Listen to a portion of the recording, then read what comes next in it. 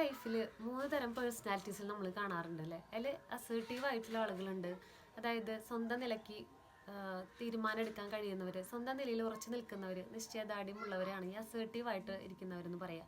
അതുപോലെയുള്ള ഒരു കാറ്റഗറി കൂടിയാണ് പാസീവായിട്ടുള്ള ആളുകൾ.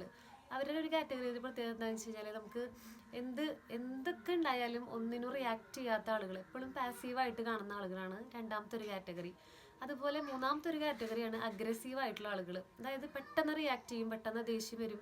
അതോടുകൂടി ചില സമയത്ത് റിലേഷൻഷിപ്പ് വരെ നമുക്ക് ബ്രേക്ക് ചെയ്തിട്ടുള്ള അവസ്ഥകളും വരും. ഈ ഒരു 3 കാറ്റഗറിയിൽ ഏറ്റവും കൂടുതൽ നമ്മൾ ആവേണ്ട ഒരു കാറ്റഗറിയാണ് അസേർട്ടീവ് ആയിട്ടുള്ള, സ്വന്തം നിലയിൽ സ്വന്തം ആ ഒരു നിലയ്ക്ക് ഉറച്ചു നിൽക്കുന്ന നല്ല നല്ല വ്യക്തിത്വത്തിന് ഉടമയാവേണ്ടവരാണ് അസേർട്ടീവായിട്ട് ഇരിക്കണം എന്ന് പറയുന്നത്. അപ്പോൾ പലപ്പോഴും നമുക്ക് ആ ഒരു കാറ്റഗറി എങ്ങനെ ഇരിക്കാം, എങ്ങനെയാണ് നമുക്കൊരു അസേർട്ടീവ് പേഴ്സണാലിറ്റി ആവാനായിട്ട് സാധിക്കുക, അതിന് ശരിക്കും നമുക്ക് ഇമോഷണൽ ബാലൻസ്, ഇൻ്റലിജൻസ് എന്നും പറയാം.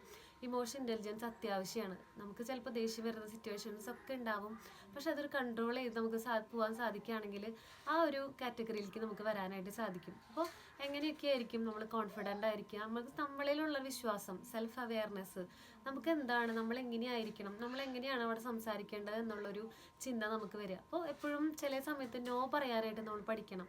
അപ്പോൾ നമുക്ക് ഭയങ്കരമായിട്ട് ബിസി ആയിട്ടിരിക്കുന്ന അവസ്ഥയിൽ ഒരാൾ ചിലപ്പോൾ ഒരു സിനിമയ്ക്ക് വിളിക്കുമ്പോൾ നമുക്ക് ചിലപ്പോൾ പോകാൻ പറ്റില്ല. പക്ഷെ അവരെങ്ങനെയാണ് നമ്മളത് ഇല്ല എന്ന് പറയുക, അവരെന്ത് വിചാരിക്കുക, അവർ നമ്മളോട് പിണങ്ങും, അങ്ങനെ ഒരു ചിന്ത നമുക്ക് വരും അല്ലേ. അപ്പോൾ ശരിക്കും നമുക്കത് പോകാൻ പറ്റില്ല. നമ്മളത് അവിടെ ഒരു സിനിമ കാണുമ്പോൾ നമ്മുടെ മനസ്സും ചിന്തകളൊക്കെ വേറെ ആയിരിക്കും. അപ്പോൾ നമ്മൾ ഒരിക്കലും അത് എൻജോയ് ചെയ്യാനായിട്ട് നമുക്ക് സാധിക്കില്ല. അപ്പോൾ ആ ഒരു പേഴ്സണാലിറ്റി, അതായത് നോ പറയാൻ പറ്റാതിരുന്നിട്ട് ആ ഒരു സിറ്റുവേഷനിലൂടെ നമ്മൾ കടന്നു പോയിട്ടുണ്ടാവും. അപ്പോൾ ചില സമയത്തൊക്കെ നമ്മൾ നോ പറയുക, അത് ദേഷ്യത്തോടെ പറയാന്നല്ല, അത് നമ്മളൊരു രീതിയിൽ നമുക്കത് വരാൻ പറ്റില്ല കേട്ടോ, പിന്നെ നോക്കാം.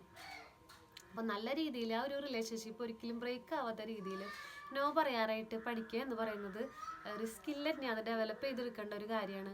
അതുപോലെ തന്നെ എപ്പോഴാണ് നമ്മൾ അസേർട്ടീവായിട്ടിരിക്കുന്ന ആളുകളാണ് എപ്പോഴും കോൺഫിഡൻ്റ് ആയിട്ടിരിക്കുക, അവരുടെ നിലയിൽ അഭിപ്രായങ്ങൾ പറയാനും മറ്റുള്ളവരെ മനസ്സിലാക്കാനും അവരെ ഒരു ഫീലിങ്സിലോട് കൂടിയിട്ട് നമ്മൾ സ്വന്തമായിട്ട് ആ ഒരു നല്ല രീതിയിൽ നമുക്ക് സംസാരിക്കാൻ സാധിക്കണമെങ്കിൽ ഒരു അസേർട്ടീവായിട്ടുള്ള ഒരാൾക്ക് സാധിക്കുള്ളൂ.